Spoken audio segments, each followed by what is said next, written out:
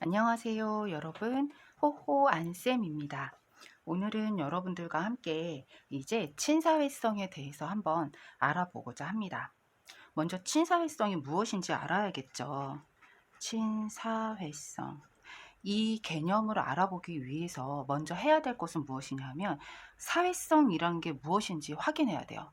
사회성은요, 혼자서는 할 수 없는 거예요. 반드시 두 명 이상 다른 사람과 함께 있을 때 나타나는 어떤 마음의 특성이라는 것을 여러분들이 잘 이해하셔야 될 것 같습니다. 그러니까 두 명 이상에서만 발생한다는 거죠. 혼자서는 사회성이라는 게 사회가 어떤 거예요? 혼자서는 혼자 사는 곳을 우리는 사회라고 하지 않거든요. 나와 다른 두 명 이상의 다른 사람과 더불어서 사는 공간을 우리는 사회라고 하잖아요. 여기서도 마찬가지로 그런 다양한 사람들과 친하게 지내는 방법을 우리는 친사회성이라고 하는 거예요. 이걸 좀 더 전문적인 용어로 풀어보자면 다른 사람하고 관련이 있다고 그랬잖아요. 그러니까 타인의 행복을 도우려는 어떤 심리 상태 혹은 특성이라고 생각하면 좋겠습니다. 타인의 행복을 도우려는 거예요. 그냥 그 사람한테 베풀려고 하는 그런 마음을 우리는 친사회성이라고 합니다. 이거는 보세요, 여러분. 심리 상태예요. 그런 특성을 심리적인 특성 혹은 타인의 행복을 도우려는 마음 이런 거 다 됩니다. 하지만 여기서 우리는 친사회성, 친사회적 행동, 친사회성 행동 이렇게 구분을 하기도 하지요. 그쵸. 행동으로 구분을 하기도 합니다. 이 친사회성이란 용어는 이타성이랑 동등한 용어로 사용하기도 하는데 사실은 정확하게 구분하자면 친사회성과 이타성은 좀 달라요. 하지만 보편적으로는 비슷한 개념으로 그냥 혼용해서 사용하고 있습니다. 우리 유아 임용에서도 그냥 같다는 개념으로 보고 있잖아요. 엄격하게 깊이 들어가면 다르지만 어쨌든 우리는 같다고 그냥 이렇게 그냥 바운더리를 치는 것이 좀 맞을 것 같아요. 많은 교과서에도 그렇게 나와 있기도 하지만 또 한 40%의 교과서에서는 어떤 책에서 전공 서적에서는 어쨌든 다르다. 엄격히 구분하자면 호혜성이라는 개념이 추가되면서 이타성과 친사회성은 차별이 구분이 된다. 엄격하게라고 표현은 되어 있습니다. 하지만 우리는 같다고 보기로 약속했어요. 그럼 친사회적 행동은 무엇이냐? 어떤 지금 뭘 물어보고 있어요? 행동을 물어보고 있잖아요. 어떤 행동이 바로 친사회적 행동이라는 거예요. 친사회성이라는 거 어떤 성향이잖아요. 그러니까 그렇게 도우려는 성향, 마음 상태, 특성 이렇게 설명하면 되겠지만 친사회적 행동이라는 것은 이제 어떤 행동을 우리가 표현할 수 있겠습니다. 이제 친사회성 행동이다. 그럼 쉽게 얘기하면 이렇게 설명할 수 있죠. 이타성이 나타난 행동이다라고 볼 수도 있고요. 친사회성이 나타난 행동이다라고도 볼 수 있어요. 그쵸? 그리고 또 다른 말로 하자면 우리 친사회적이라는 것을 혼자가 아니라고 그랬어요. 반드시 타인이란 말이 들어가요. 친사회적 행동이나 친사회성에 대한 개념의 정의를 써라 이러면 행복을 도우려는 상태 이렇게 쓰면 틀립니다. 반드시 타인이란 말이 들어가야지 맞다는 것을 여러분들이 반드시 기억해 주시면 되겠습니다. 친사회적 행동도 마찬가지로 타인하고의 어떤 관계에 있어서 타인과의 관계에서 어떤 거냐면 바람직한 행동을 하는 걸 뜻해요. 근데 친사회잖아요. 그렇기 때문에 어떤 바람직한 행동? 사회적으로 바람직한 행동이라는 거예요. 바람직한 행동이다. 여러분, 이 용어를 풀 때는요, 용어에 있는 하나하나의 뜻을 그냥 길게 풀었으면 그게 바로 정의고, 그게 바로 개념이에요. 여기 보세요. 친이라는 건 혼자서 할 수 없다 그랬잖아요. 타인과의 관계 속에서. 아니면 이런 말이 어렵다면, 타인과 함께 지낼 때, 이렇게 써도 맞는 거예요. 타인과 함께 지낼 때, 혹은 타인과의 관계 속에서 사회적이라는 거, 어떤 적으로? 사회적으로. 그쵸? 바람직한 행동이다라는 것을 여러분들 잘 풀었으면 되겠습니다. 행동이니까 다 여기 들어가 있잖아요. 그쵸? 볼게요. 다른 사람에게 관계 속에서 사회적 있죠? 행동이다. 이걸 그냥 풀어서 쓴 것 뿐이에요. 어려워하실 필요 없어요. 만약에 문제에 나왔을 때, 이 개념, 이 뜻, 용어는 알겠는데, 이 용어의 뜻을 쓰라고 한다면, 최대한 국어 사전에서 설명을 해 놓듯이 그냥 이 뜻을 다 풀어서 쓰면 되겠어요. 그러면 특별히 답이 이상하지 않는 한 정답으로 아마 처리가 될 것입니다. 예, 이렇게 친사회적 행동을 정의했어요. 그렇다면 이 친사회적 행동은 뭐가 있는가 한번 우리가 알아봐야 되겠잖아요. 그쵸? 그 친사회적 행동을 외우는 방법은 위협받는 나를 돕고 보살펴라 라고 외우면 되겠습니다. 그래서 하나하나 그 행동의 세부 사항을 보면 위로하기입니다. 협동하기. 이거는 조금 다 달라요. 협동이나 협조, 뭐 협력 이런 말이 다 강사마다 책마다 다르더라고요. 그래서 이런 내용이 다 된다. 다 맞는 거예요. 그 다음 나를 돕기. 그쵸? 돕기, 보살피기. 이렇게 하나, 둘, 셋, 넷 이렇게 4개 정도만 해도 여러분들 충분히 이 몇 가지를 이것만 나오면 친사회적 행동이라는 것을 여러분들이 구분하면 되겠어요. 친구를 위로할 줄 알고요. 또 친구도 잘 돕더라고요. 그리고 친구를 또 보살피기도 하면서 친구들과 협력도 잘하는 아이는 이런 특성이 나타나는 것 같아요. 라고 지문에 나온다면 바로 그거는 위협받는 나를 돕고 보살펴라 해서 위로하기, 협력이나 협동, 돕기, 보살피기가 나왔기 때문에 친사회적 행동이라고 보면 되겠습니다. 이런 게 나왔는데 친사회성으로 쓰면 틀립니다. 이거는 보여지는 행동이기 때문에 여러분들은 친사회성이라는 것은 친사회성은 보여지지 않아요. 잘. 이건 상태예요. 어떤 상태 과정을 말하는 거고 특성을 말하는 것이기 때문에 이렇게 행동으로 정확하게 명시를 해 놓으면 반드시 친사회적 행동으로만 써야 답이 된다는 것도 여러분들이 같이 이해해 두시면 좋겠습니다. 이렇게 친사회적성에 대해서 우리가 알아봤는데 그럼 이거는 어떤 발달 이론에 영향을 받고 있는가를 살펴보면 좋을 것 같아요. 이것을 우리가 생각하면 그렇게 어렵지 않거든요. 발달 이론. 네. 발달 이론. 어떤 발달 이론? 친사회성 발달 이론을 살펴보도록 하겠습니다. 먼저 정신분석 이론. 펜이 좀 안 보이죠? 잠시만요. 네. 정신분석 이론에서는요, 무조건 초자예요. 대부분 문제가. 왜냐하면 초자가 어떤 것을 나타냈어요? 도덕적인 거를 나타내잖아요. 그래서 이게 정말 도덕적으로 맞는지 윤리적으로 맞는지를 확인하는 초자의 특성이 있잖아요. 전신분석에서는 초자의 특성으로 영향으로 이런 친사회성 남을 돕는 방법이 그 돕는 어떤 행동들 심리 상태가 계속 발달하더라 영향을 받더라라는 거고요. 그 다음에 사회학습 이론. 사회학습 이론이다 하면 누구를 먼저 딱 생각하면 될까요? 반두라를 생각하면 되겠습니다. 반두라는요 모발 강화를 했어요. 모발 강화. 이렇게 한번 써볼게요. 즉 사회학습 이론에서는 모방과 이거 모방이라고 그냥 하면 되고 머리카락이 강화됐다 이렇게 생각하면 되는데 모방과 강화와 그리고 더하면 뭐가 있어요? 반대로 하면 관찰이 있잖아요.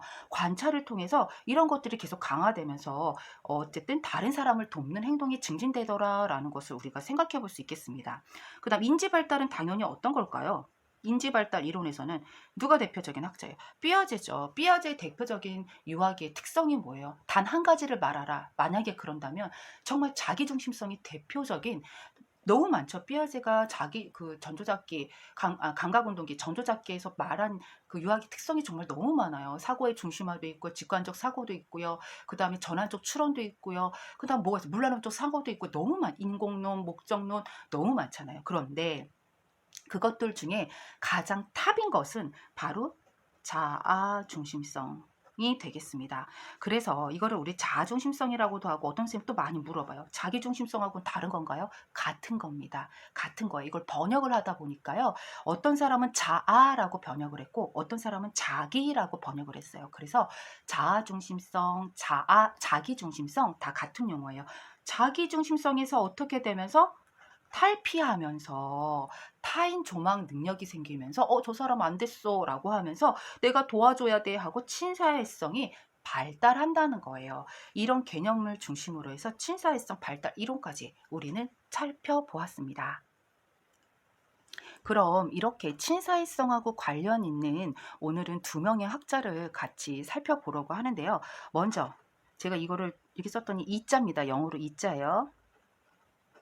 아이젠버그. 여러분들 아이젠버그 다 알고 있죠? 아이젠버그의 친사회성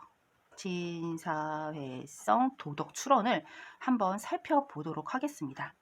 여기서 대표적인 그 예시는요, 파티에 가는 거잖아요. 파티를 생각하면 여러분 좀 쉬울 것 같아요. 아이젠버그 하면 파티를 갈 때 도와줄 것인가에 대한 이야기를 한 학자가 바로 아이젠버그입니다. 아이젠버그가 어떻게 그 단계를 나누었냐면, 뭐 여러 가지로 나눈 강사들도 있지만, 일단 쾌요전, 그쵸? 쾌요전으로 여러분들 다 대부분 외우셨죠? 쾌여전, 그 다음에 감내, 이렇게 외웠을 겁니다. 쾌는요, 쾌락주의예요.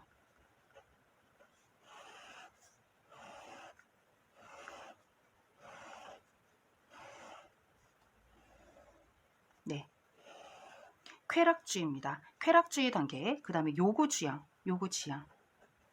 그 다음에 전형적 승인이에요.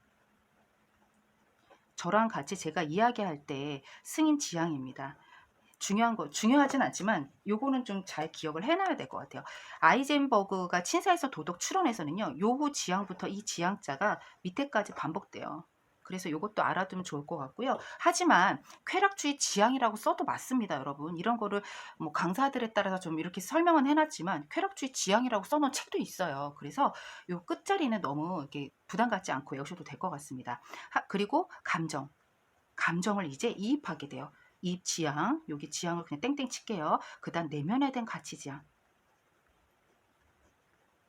네, 쾌락주의라는 건요, 생일 파티에 가는데 만약에 누가 넘어졌단 말이죠. 넘어졌는데 그 아이를 도와줘야 될까라고 생각했을 때 뭐 어떻게 생각하냐면요, 자기중심성, 제가 그랬잖아요. 이런 아이젠버그라든지 다른 학자들은 대부분 삐아제이 이론을 대부분 많이 반영을 하고 있어요. 그러다 보니까 이것도 어떻게 보면 사회 인지에서 타고난 내용들이잖아요. 그러다 보니까 자기중심성이 먼저 나타나기 시작을 합니다. 자신의 욕구가 우선이에요. 그래서 이게 나에게 이익이 되는가? 를 먼저 생각합니다. 파티에 갈 때요, 그 친구가 어떤 친구는 아니죠. 어떤 모르는 사람이 넘어졌는데 그 아이가 넘어졌을 때 내가 도와줘야 될까라고 생각했을 때, 아니, 도와달라고 해도 마찬가지예요. 도와달라고 해도요, 쾌락주의에 있는 아이들은 그 친구가 도와달라고 부탁을 해도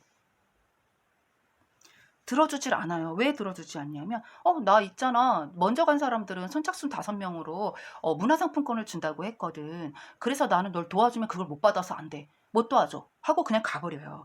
자기의 이익과 자기에게 돌아올 이익과 욕구가 우선시 된다는 그 단계가 바로 쾌락주의 단계입니다. 여러분의 나에 대한 쾌락을 먼저 생각하는 게 바로 요 단계예요. 나에 대해서.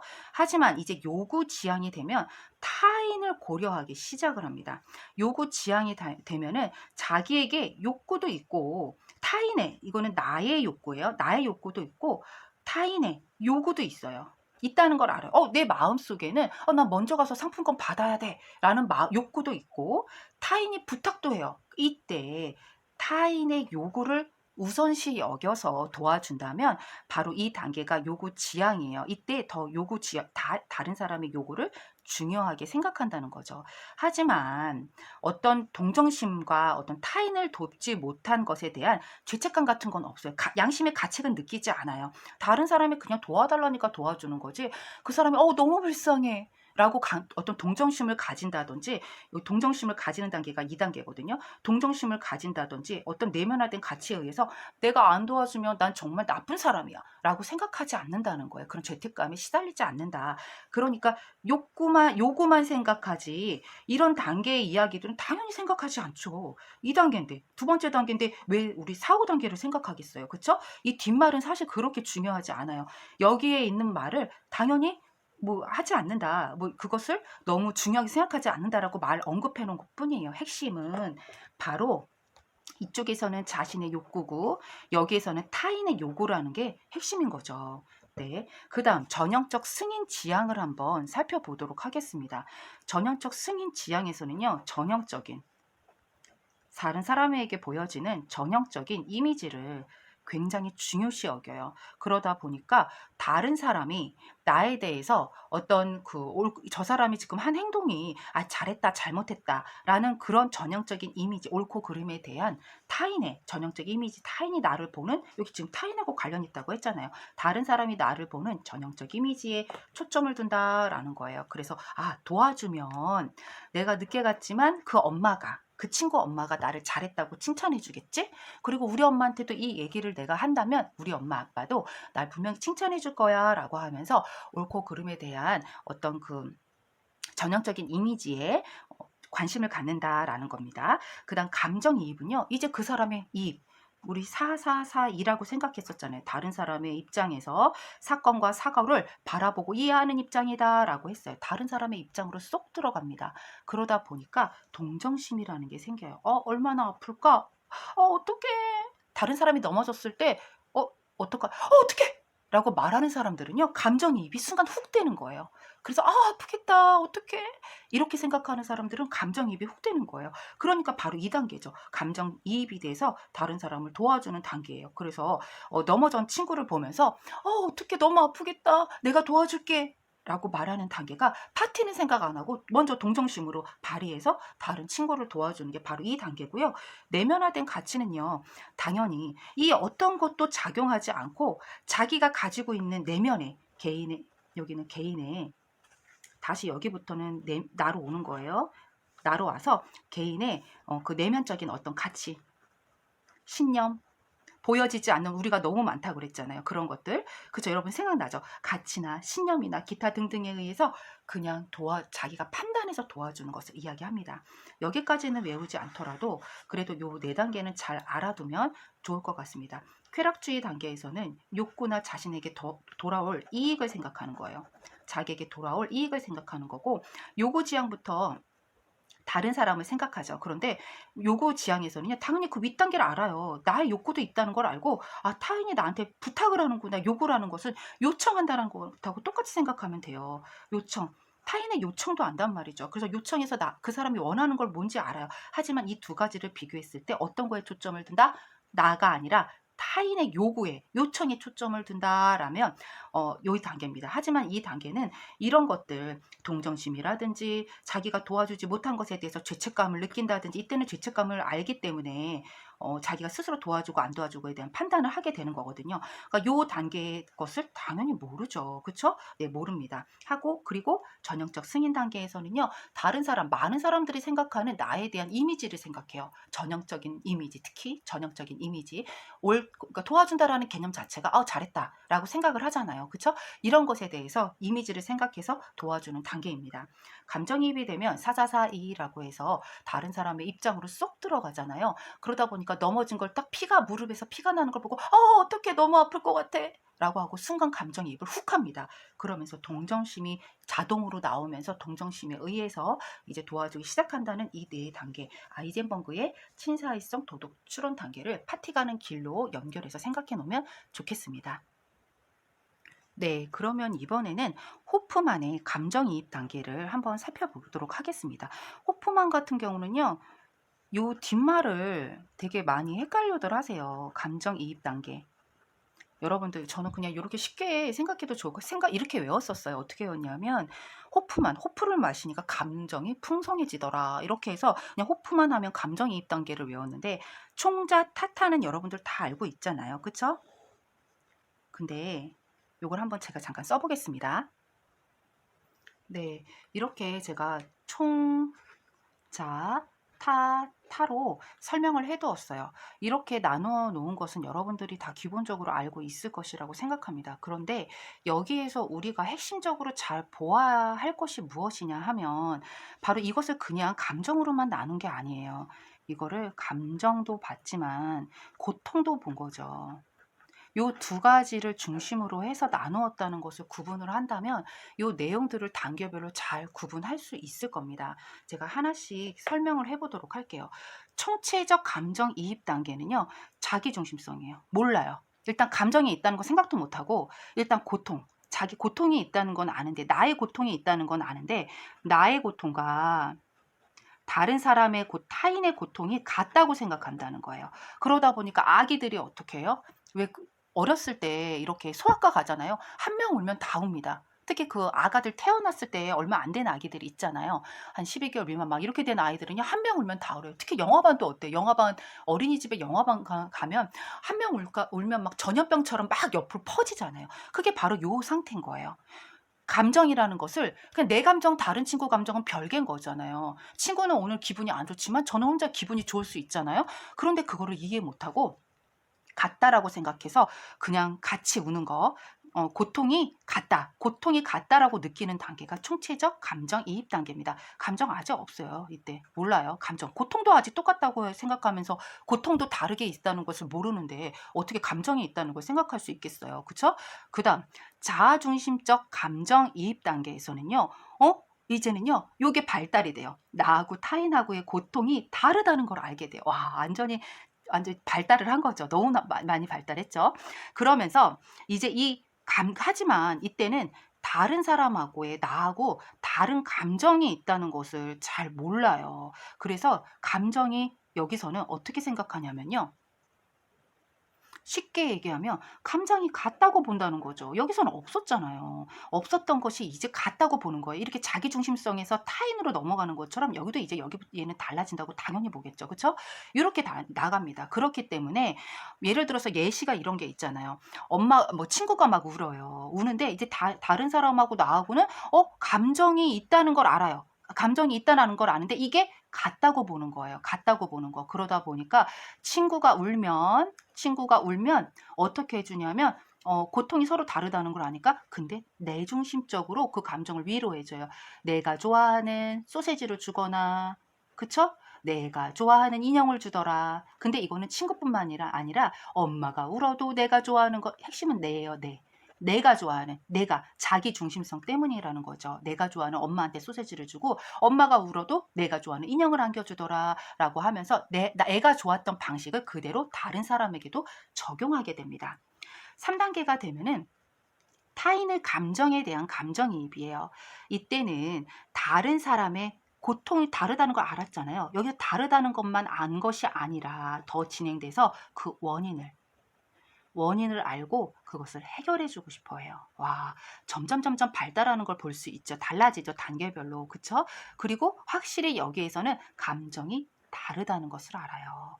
보세요. 여기에는 없었다가 똑같다고 느꼈다가 다르다는 걸 안다. 위에는 없었겠죠. 없었다가 똑같다고 느꼈다가 달라진다는 걸 알았다가 이젠 그 원인까지 파악하고 진행이 계속 된다는 거. 하지만 고통과 감정 중에 누가 먼저 발달한다? 고통을 먼저 발달한다 라고 생각하면 돼요. 그래서 고통이 순서대로 쭉 나열되면 그 뒤를 이어서 이렇게 나열된다는 거.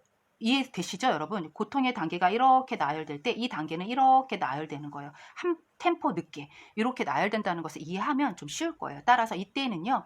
다른 사람이 친구가 울면 왜 우는지 그 원인을 알고자 하고 그리고 그것을 해결해 주려고 해요. 누구 중심으로? 다른 사람의 중심으로 해결해 주려고 노력합니다. 아주 많이 발달했죠. 그렇죠? 타인 중심으로 해결해 주려고 해요. 해결해 주려고 한다. 네. 그리고 요거를 알아야 되는 거죠. 그리고 타인의 일반적 공경에 대한 어떤 감정이입 단계에서는요. 와, 이제는 정말 너무 대단해요. 여기에서는요. 일반적 공경, 즉 일시적인 고통보다 만성적인 더 긴 고통이 힘들다는 걸 완전히 이해하게 되는 단계입니다. 너무 훌륭하죠. 여기 단계에서는. 그러니까 지금 일시적으로 지금 잠깐 넘어져서 무릎이 까진 아이보다 까서서 우는 아이보다 지금 얘는 울고 있잖아요. 이 우는 아이보다 암에 걸려서 울진 않지만 그냥 누워있는 아이가 더 힘들 거라는 것을 사람이 안다는 거예요. 이 외형적인 특성, 누워만 있고 얘는 울어서 막 자신의 아픔을 호소하지만 암 걸려서 누워있는 사람은 호소하진 않잖아요. 그리고 이 사람은 피가 났지만 피가 나진 않았잖아요. 당장. 하지만 겉으로 보여지는 걸 보는 게 아니라 정말 더 긴 고통, 그리고 더 힘든 고통이 있다는 걸 구분해낸다는 거예요. 이렇게 아이들은 감정이입의 단계가 달라진다는 것을 여러분들 확인하시면 되겠습니다. 여기서 핵심은 어떤 거라고 했죠? 호프만의 감정이입을 볼 때 그 내용을 쭉쭉쭉쭉 외우면 이해를 못해요. 그리고 외워지지도 않아요. 결국엔. 따라서 고통과 감정으로 구분해서 단계별로 외우면 되는데 총체적 단계는 누구 단계? 자기중심적 단계. 아예 몰라요. 이때는 이거 몰라. 감정은 모르고요. 고통하고 감정 중에 제가 어떤 게 먼저 느껴진다고 했어요. 알게 된다고 했어요. 고통을 먼저 느끼죠. 왜요? 여러분 아기지만 이렇게 때리면 아! 하고 울잖아. 에! 하고 울잖아요. 하지만 그 감정은 알아요. 슬퍼. 이건 잘 모른단 말이에요. 보여지지 않는 거기 때문에. 느껴지는 거, 감각적으로 느껴지는 걸 먼저 인식하기 때문에 이렇게 고통을 먼저 느껴서 고통을 먼저 나랑 다른 사람하고 먼저 느끼고 이때 감정은 모르더라 라는 거예요. 이해됐죠? 자기중심성에서는요. 이 고통이 나랑 타인이 다르다는 걸 이제 알게 됐어요. 그러면서 이제 감정도 알게 되는데 감정이 바로 요 단계가 되네요. 똑같다고 느낍니다. 그래서 친구가 울던 엄마가 울던 할머니가 울던 길에 있는 뭐 아저씨가 울던 누가 울던 내가 좋아하는 소세지, 내가 좋아하는 인형을 주면서 그 사람을 위로해요. 자기중심성에서 벗어나지 못한 아직 아기이기 때문인 거예요. 유아기이기 때문인 거죠. 하지만 유아기를 벗어나게 되면 어떻게 돼요? 네, 맞습니다. 당연히 이 고통이 이 달랐다는 것, 고통과 나의 고통과 다른 사람의 고통이 다르다는 건 당연히 계속 이어지죠. 이어지면서 이제는 원인까지 알게 되고 알고 싶어하고 이걸 직접 해결해 주고 싶어해요. 자기중심적으로 해결하는 게 아니라 이제 타인의 중심으로 들어가서 그것을 해결하려고 합니다. 계속 발달한다는 거 느낄 수 있을 거예요. 그리고 마지막 단계가 되면 사실 이거는 아이들이 느끼기가 어렵겠지만 일시적 요걸 생각하면 돼요. 일시적인 고통보다 만성적인 고통에 더 많은 고통을 느낄 수 있는 단계다. 즉 무릎이 넘어져서 무릎이 까져서 피가 나는 아이보다 지금 당장 피가 보이진 않지만 암에 걸려서 누워있는 사람이 더 고통스러울 거라는 것을 그러니까 외형적인 특성에서 벗어나서 이제 모든 것을 장기적으로 보고 판단할 수 있는 능력이 된 거죠. 그래서 일시적인 고통보다 만성적인 고통이 어렵다는 것을 알게 된다라는 것을 이해하면서 반드시 호프만의 감정이입 단계는 고통과 감정을 구분해서 나누어 놓으면 이해가 여러분 확실히 되실 것입니다. 오늘은 여기까지 하도록 하겠습니다. 여러분 이렇게 하면서 많이 어렵고 헷갈리죠. 하지만 반복적으로 들으면 못할 게 없어요, 여러분. 할 수 있습니다. 그리고 제가 이야기했지만 앞에서도 신념이라는 게 왜 중요하다고 했어요. 왜 마음과 신념과 자기가 가지고 있는 가치와 보여지지 않는 것이 왜 중요하다고 했었죠? 결국 그것이 행동으로 드러나기 때문입니다. 제가 이 이야기는 외국의 사례이긴 하지만 외국에서 심리학적으로 연구를 했었죠. 사실 쌍둥이를 데리고. 근데 이게 너무 비윤리적이다라고 해서 비판을 많이 받았던 사례이지만 제가 잠깐 여러분들께 용기를 드리기 위해서 이 사례를 설명하자면 한 쌍둥이에게 우리는 그래서 사람에게 안 하고 지금은 식물에게 하잖아요. 한 쌍둥이에게 한 아이에게는 넌 바보야. 너는 멍청해. 너는 정말 너무 못났어. 너는 형편없는 사람이야. 라고 이야기를 했고 쌍둥이가 둘이 같잖아요. 다른 한 아이에게는 너는 해낼 수 있어. 너무 훌륭해. 너는 정말 무엇이든 할 수 있는 아이야. 라고 계속 이야기를 하면서 10년, 20년을 키웠단 말이죠. 어떻게 됐을까요? 나쁜 말, 부정적인 말을 듣고 자란 아이는요, 침을 질질 흘리면서 정말 바보가 되어 있었어요. 하지만 지능도 비슷했고 모든 환경이 비슷했던 이 아이들은 너는 잘할 수 있어. 한 명의 다른 그 쌍둥이에게는 너는 잘할 수 있어. 너는 해낼 수 있어. 너는 너무 잘했어. 훌륭한 사람이야. 라고 그런 이야기를 들었던 아이는 정말 훌륭한 아이로 자랐습니다. 이거를 직접 실험했을 때 정말 비판적인 얘기를 많이 들었잖아요. 근데 이거를 식물에게 했을 때도 똑같죠. 여러분, 제가 여러분들에게 이 이야기를 해주는 것은 스스로 아침에 거울을 보고 나는 할 수 있어. 나는 너무 소중한 사람이야. 나에게는 잠재 가능성이 너무 많아. 듀이가 이야기했잖아요. 누구나 잠재 가능성이 있다. 인간은 가소성이 있는 존재이다. 라고 했잖아요. 여러분, 해낼 수 있습니다. 스스로 보이지 않는 신념을, 보이지 않는 믿음을 계속 가지세요. 그러면서 어렵지만 하나하나씩 여러분들이 이렇게 완성해 나갈 때 여러분들은 분명히 나중에 합격의 문을 열고 여러분들도 모르는 사이에 합격의 자리로 들어가 있을 겁니다. 여러분들 힘들지만 오늘도 조금만 더 힘내세요. 열심히 노력하는 많은 지원자 선생님들을 제가 응원하겠습니다. 여러분 오늘도 화이팅입니다.